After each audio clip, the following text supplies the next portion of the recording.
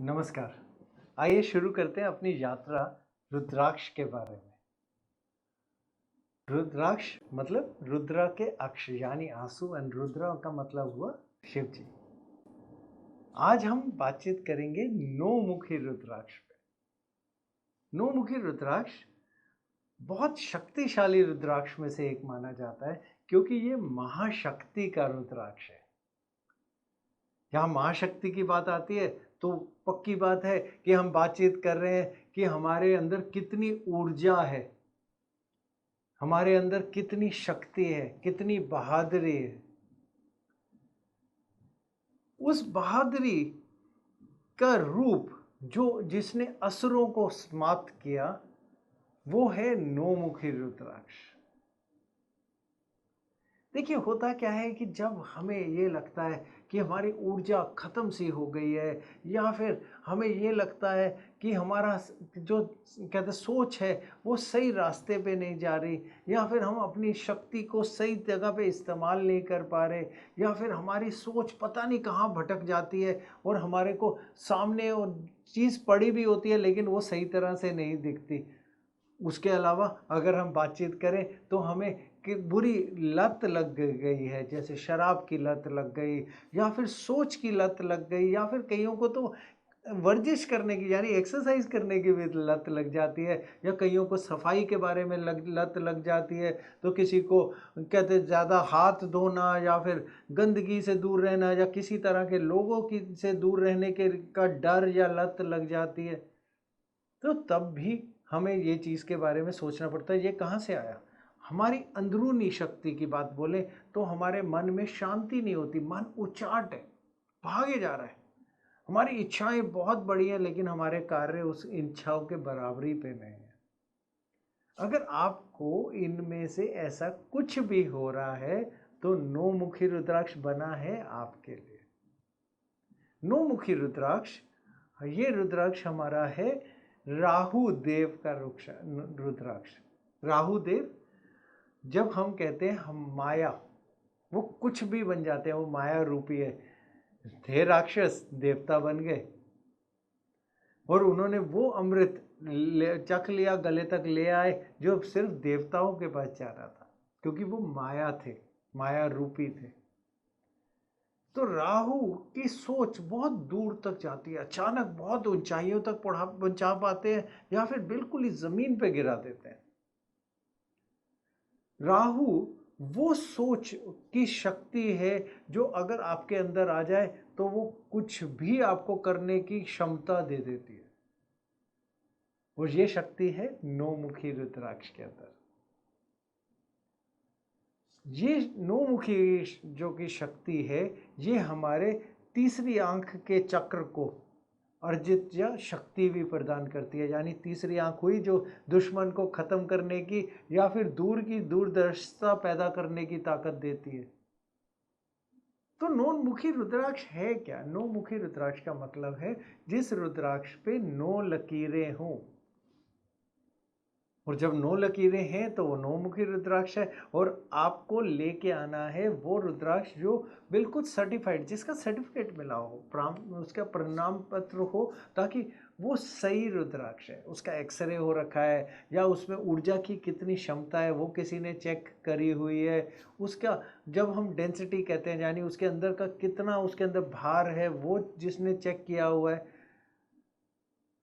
नेपाल का नौमुखी बहुत उत्तम, भारत का नौमुखी भी अच्छा है और इंडोनेशिया का नौमुखी भी अच्छा है, लेकिन नेपाल का सबसे उत्तम श्रेणी का नौमुखी माना जाता है। तो आपको जाना है, अगर इनमें से कोई भी विकार या कोई भी नेगेटिव बातें या चीज़ें आपके अंदर आ रही हैं तो आपने नौमुखी रुद्राक्ष लाना है और लेके जिस तरह की क्षमता वाला आपको बताया वैसा लाइए। और अगर आपको ले आए हैं तो आप ये समझ लीजिए इन जो भी विकारों की बात आपके बोली, मन की शांति, चीज़ें, मन उचाट रहना या कोई आदतें, लत, या फिर आप में शक्ति ना कहते आपको लगनी कि अपने अंदर अंदरूनी में, तो नौ मुखी रुद्राक्ष आप ले आइए और उसके बाद आपको करनी है प्राण प्रतिष्ठा। तो आप अगर ले आए हैं नौ मुखी रुद्राक्ष तो आपको करनी है उस रुद्राक्ष की प्राण प्रतिष्ठा। प्राण प्रतिष्ठा में हम इस्तेमाल करते हैं बीज मंत्र के। यहाँ देवी के बीज मंत्र की बात भी होगी, क्योंकि ये महाशक्ति का रुद्राक्ष है।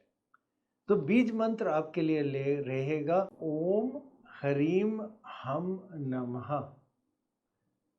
तो आपको क्या करना है, आपको लेके आना है गंगा जल।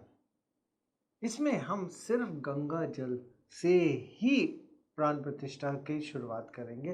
तो आपको बहुत अच्छे से आपके नौ मुखी रुद्राक्ष की सफाई करनी है और धोना है गंगा जल से। फिर इस नौ मुखी रुद्राक्ष को किसी भी नीले कपड़े के ऊपर आपको रखना है। साफ नीला कोरा कपड़ा ले लीजिए, छोटा सा ले लीजिए, आसन ले लीजिए, उस पर रख दीजिएगा। और उसके बाद 108 बारी पूरा ध्यान लगा के उस रुद्राक्ष के ऊपर आपके वाले आपको ये बीज मंत्र करना है 108 बारी। उससे ज़्यादा भी करें कोई परेशानी नहीं है, पर कम से कम 108 बारी।